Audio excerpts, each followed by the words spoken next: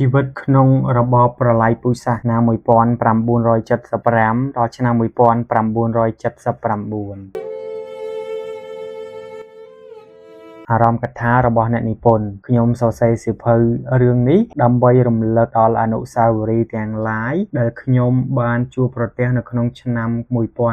1975ដល់ឆ្នាំ1979ពីថ្ងៃទី17ខែមេសាឆ្នាំ1975រហូតដល់ថ្ងៃទី1ខែមករាឆ្នាំ1979គឺជារយៈពេល3ឆ្នាំ8ខែ20ថ្ងៃប្រជាជនខ្មែរទូទាំងប្រទេសជួបប្រទះនឹងមហន្តរាយមួយដ៏ធំសម្បើមអស្ចារ្យគួរឲ្យភ័យរន្ធត់ដែលមនុស្សក្នុងសកលលោកមិនធ្លាប់ជួបប្រទះនិងរកថាមិនត្រូវខ្ញុំបានអានរឿងរ៉ាវដែលស្ដែងអំពីអំពើឃោរឃៅរបស់ពួកហ៊ីតលែរពួកមូសូលីនីនិងការកាចសាហាវតែខ្ញុំបានអានរឿងរ៉ាវដែលស្ដែងអំពីអំពើឃោរឃៅរបស់ពួកហ៊ីតលែរពួកម៉ាកលេនីនតែការកាចសាហាវរបស់ពួកឃាតករទាំងនោះមានតែលើជាតិសាសន៍ដទៃចំណែកសោកនាដកម្មរបស់ប្រជាជនខ្មែរគឺកើតឡើងដោយសាសខ្មែរប្រព្រឹត្តលើប្រជាជនខ្មែរដោយផ្ទាល់ក្នុងសតវត្សទី20ប្រជាជនក្នុងពិភព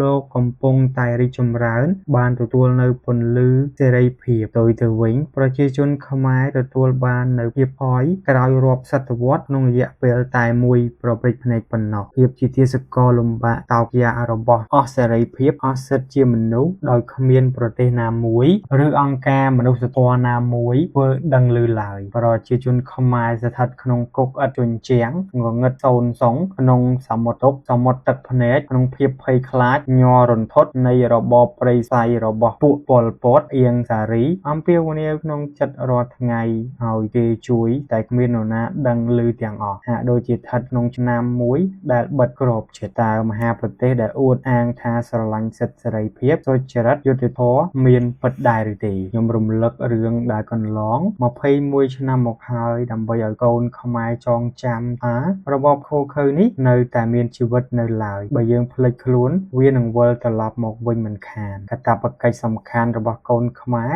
គឺធ្វើយ៉ាងណាកុំឲ្យរបបនេះវិលមកវិញឲ្យសោះទោះជាក្នុងរូបភាពណាក៏ដោយបុគ្គលខ្លះមានយោបល់ថាគួរបំភ្លេចចោលដើម្បីកុំឲ្យមានគំនុំគុំគួននឹងគ្នាតែគួរចងចាំថាបើយើងចាញ់បោកលើកទី1មានគេអាណិតបើចាញ់បោកលើកទី2គឺគេដៀលថាយើងជាមនុស្សល្ងងខ្លៅបុណ្យស័ក្តិមាសប្រាក់ផ្ទះសម្បែងជីវិតនិងវិនាសតែមួយប្រព្រឹត្តភ្នែកប្រសិនបើជារបបព្រៃផ្សៃនេះវិលមកវិញនៅក្នុងពិភពលោកយើងរបបកំណាចឃោរឃៅនៅមានជីវិតនៅឡើយដូចជានៅប្រទេសអតីតសហភាពសូវៀតប្រទេសយូហ្គោស្លាវីជាដើមដូច្នេះកាតព្វកិច្ចរបស់មនុស្សទាំងអស់ក្នុងពិភពលោកត្រូវតែសហការបំបត្តិអំពើឃោរឃៅហិង្សាលើប្រជាជនស្លូតត្រង់ហើយដូចជាការបំបត្តិអំពើរត់ពន្ធគ្រឿងញៀនដូច្នោះខ្ញុំចាប់សរសេររឿងរ៉ាវទាំងអស់នេះនៅថ្ងៃទី14ខែកុម្ភៈឆ្នាំ